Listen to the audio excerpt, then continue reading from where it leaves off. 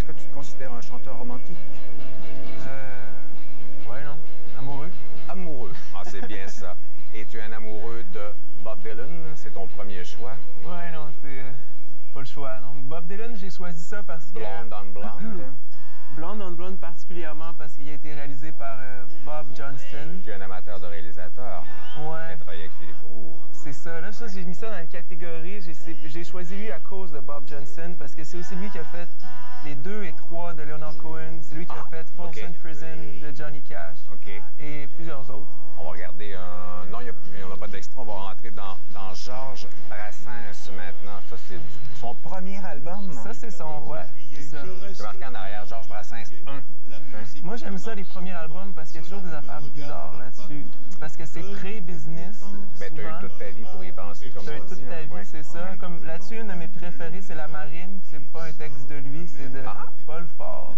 Fait qu'il y a toutes sortes de choses, des fois imprévues. Des fois, il y a le meilleur et il y a le pire. Mais du moins, tu as comme un accès un peu plus direct à l'artiste, souvent dans le premier album. Mais c'est quelqu'un d'intemporel. On va regarder un extrait de La Mauvaise Réputation. Des Scopitones.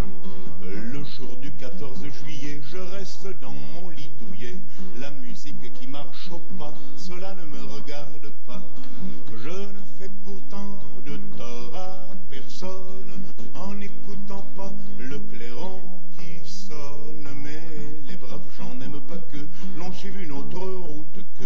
Non, les braves gens n'aiment pas que. Tout simple, mais très intense et droit au but, hein, vraiment. Maintenant, là, tu vas me faire découvrir Maria Teresa Vera. Voilà. C'est une auteure, ça c'est directement de Cuba, c'est une auteure-compositeur-interprète des années plutôt 40. Puis déjà, c'est assez rare à cette époque-là d'avoir des auteurs-compositeurs-interprètes. C'était souvent des compositeurs qui faisaient les chansons. Oui. Elle faisait tout ça elle-même. Puis c'est elle qu'on entend, là. C'est elle qu'on entend. Guitare, puis elle chante. Hein? OK. Tout à fait, ouais. Puis ça a été enregistré dans le même album que j'ai fait, mon album, le premier album, au studio EGREM de La Havane. Puis elle a elle est la fille du même saint cubain Ochum. C'est quoi cette patente-là? Ça, c'est enregistré à la même place aussi. Chapotine, c'est le band avec qui j'ai enregistré des années 40 aussi. Moi, j'ai enregistré avec le petit-fils du gars à genoux. Puis parle, quand tu as enregistré avec Mozart, c'était quand? Ça, c'était en 1780. Pourquoi Mozart?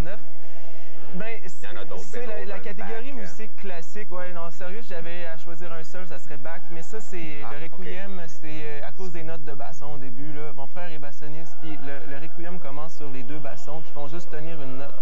Mais cette note-là est sûrement la plus intense qui s'est faite dans l'histoire de la musique, je pense. Elle te rejoint, Requiem de Mozart. Ça, c'est juste pour nous faire peur ici, c'est quoi? Ça, c'est la catégorie musique de Noël. OK. Christmas in Brazil, non? C'est des orphelines du Brésil qui font des chansons, puis c'est extraordinaire, mais c'était pour la pochette aussi. Ça, c'est une pochette de dessinée de Kanye West? Ça, c'était pour ça, c'est ça, je l'ai dessiné parce que je l'avais juste sur... C'est parce que c'était catégorie musique de Noël, à cause que ça, c'est Jésus. On a essayé d'en parler tantôt. Avec Nicolas. C'est ça, fait que j'ai essayé de le plugger. Il fallait que je plug Elvis aussi, là, comme tant d'autres. C'est tout le temps qu'on avait. Merci beaucoup d'être venu faire un tour à l'émission. Puis c'est un extrait de Peace in the Valley for Me. C'est des vieilles images d'Elvis. Merci beaucoup, Philémon. Bon show mardi.